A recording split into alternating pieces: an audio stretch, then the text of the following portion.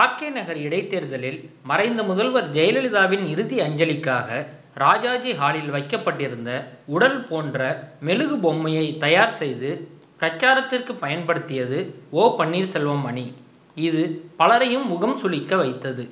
இறந்தவர்களின் உடலை வைத்து பிரச்சாரம் செய்வது அரசியல் நாகரிகம் அல்ல என்று பல தரப்பினரும் கண்டனம் தெரிவித்தனர். இது குறித்து தேர்தல் கமிஷனுக்கு புகார்களும் அனுப்பப்பட்டன. இதைத் தொடர்ந்து ஓ பன்னீர்செல்வம் அணியினர் பயன்படுத்திய ஜெயலலிதாவின் மெழுகு பொம்மைக்கு எவ்வளவு பணம் செலவழிக்கப்பட்டது என்பது குறித்து தேர்தல் ஆணையம் விசாரணை நடத்தியது.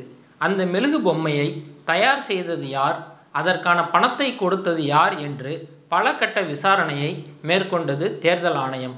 இது குறித்து ஜெயலலிதாவின் சவப்பெட்டி போன்ற பொம்மை செய்து கொடுத்த சென்னை நபரிடம் தேர்தல் கமிஷன் அதிகாரிகள் விசாரணை நடத்தினர்.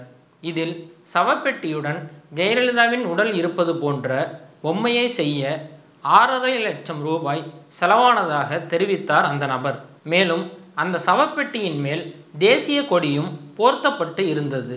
இது தேசிய கொடியை அவமதிப்பதாகும். இதையடுத்து ஜெயலலிதாவின் மெழுகு பொம்மையை கொண்டு பிரச்சாரம் செய்த ஓபிஎஸ் அணியின் முக்கிய நபர் மாஃபா பாண்டியராஜன் மேல் தேசிய கொடியை அவமதித்ததாக புகார் செய்யப்பட்டுள்ளது. இந்நிலையில் இந்த புகார் தொடர்பாக மாஃபா பாண்டியராஜன் எந்நேரம் வேண்டுமானாலும் கைது செய்யப்படுவார் என்று எதிர்பார்க்கப்படுகிறது. மேலும் இது போன்ற செய்திகளை தொடர்ந்து பெற்றிட தமிழ் ட்ரெண்டிங் சேனலை சப்ஸ்கிரைப் செய்யுங்கள். உங்கள் கருத்துக்களை கமெண்டில் பதிவிடுங்கள். நன்றி.